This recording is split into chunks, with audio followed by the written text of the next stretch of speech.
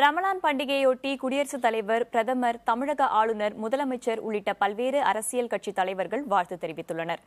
குடியரசுத் தலைவர் பிரணாப் முகர்ஜி விடுத்துள்ள செய்தியில், வேற்றுமையை மறந்து ஒற்றுமையுடன் வாழ பொதுமக்களை கேட்டுக் கொண்டுள்ளார்.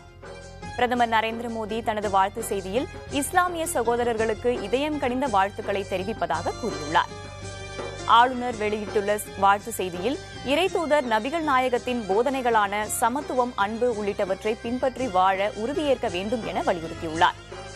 உலகில் அமைதியும் சமாதானமும் தழைத்திட உறுதியேற்போம் என்று வலியுறுத்தி முதலமைச்சர் ஜெயலலிதா இஸ்லாமியர்களுக்கு வாழ்த்து தெரிவித்துள்ளார்.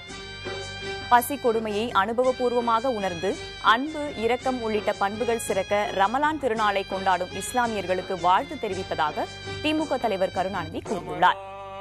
தேமுதிக தலைவர் விஜயகாந்த் வெளியிட்டுள்ள வாழ்த்து செய்தியில், ரமலான் திருநாளில் அன்பு ஓங்கிட, அறம் தழைத்திட வேண்டும் என குறிப்பிட்டுள்ளார்.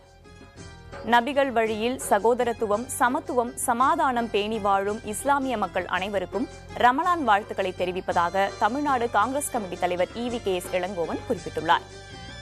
ரமலான் திருநாளை கொண்டாடும் இந்த நேரத்தில் சமய நல்லிணக்கத்தை கட்டிக்காக்க அனைவரும் உறுதியேற்க வேண்டும் என்று வைகோ தனது வாழ்த்து செய்தியில் வலியுறுத்தியுள்ளார்.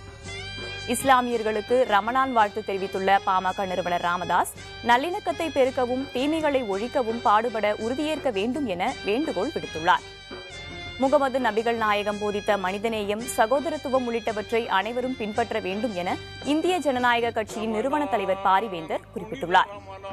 தமிழக வாழ்வுரிமை கட்சித் தலைவர் வேல்முருகன் வெளியிட்டுள்ள வாழ்த்து செய்தியில், உலகமெங்கும் சாதி, மதம், இனம் என பலவற்றின் பெயரால் நிகழ்த்தப்படுகிற ஒடுக்குமுறைகளுக்கு எதிராக ஓரணியில் திரள ரமலான் திருநாளில் சூளுரை ஏற்போம் என கூறியுள்ளார்.